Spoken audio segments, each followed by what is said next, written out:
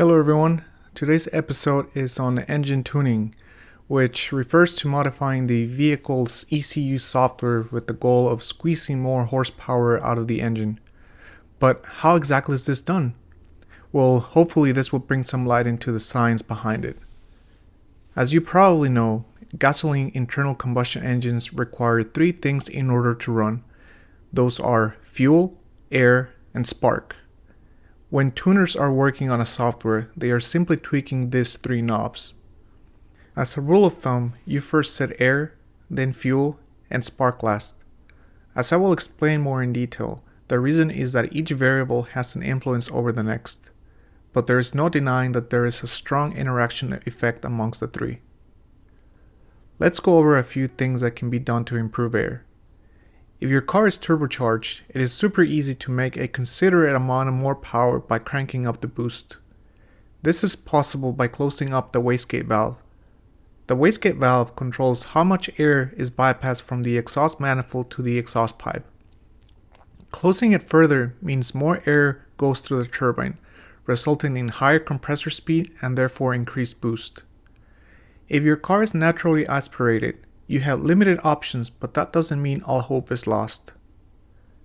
One thing you can do is tweaking the valve timing.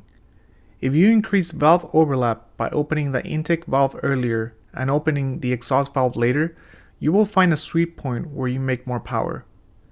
The textbook theory is that by advancing intake timing, less air is returned into the manifold during the compression stroke.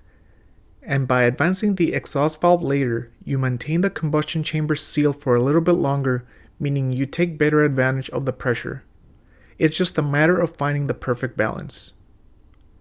Now let's break down fuel. You have probably noticed that aftermarket tunes require higher octane. Octane is a measure of how much heat and pressure a fuel can withstand before igniting. The name comes from the 8 carbon atoms that form it. However, they can be arranged in several different ways. A typical octane structure can have many single bonds exposed, making it easy to break. There is a specific structure called isooctane, which moves 3 of the bonds to the center, giving it better molecule stability and resistance to knock. A higher octane fuel has a higher concentration of isooctane molecules. Once we have moved to a better fuel, we can optimize our air-fuel map by setting it to LBT. LBT stands for lean best torque and is typically between 12 and 13 in gasoline engines. Whereas stoichiometric mixture is a good compromise for power, emissions, and fuel economy, LBT is hands down the best if you're looking for power. In case you're wondering why LBT is on the rich side, a rich mixture burns cooler, which is better for knock reduction, and also has faster combustion speed, meaning pressure builds more quickly. On the other hand, lean mixture burns hotter and therefore has higher pressure. Larger pressure is better for performance, but combustion speed is lower and so is the pressure generation. Now that we have moved to a higher octane fuel and we have turned our air-fuel ratio to run richer, we are less prone to knock and can safely advance ignition timing.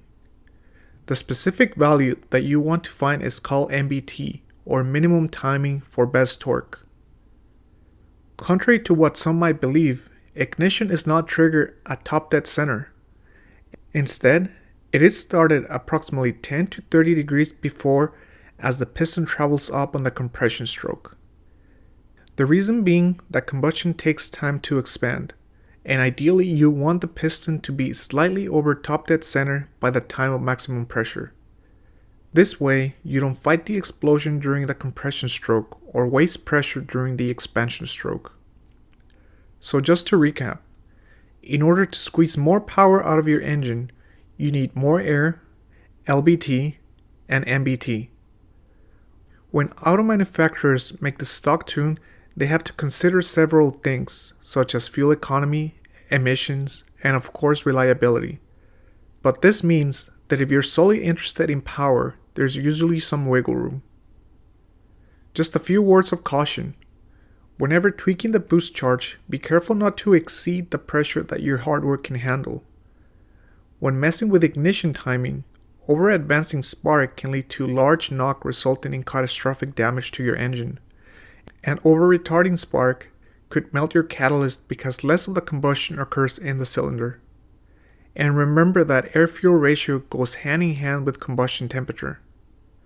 That's it for this episode. Please let me know what you want me to cover in the next video. And if you want more details about any topic, make sure to check my other videos. Take care.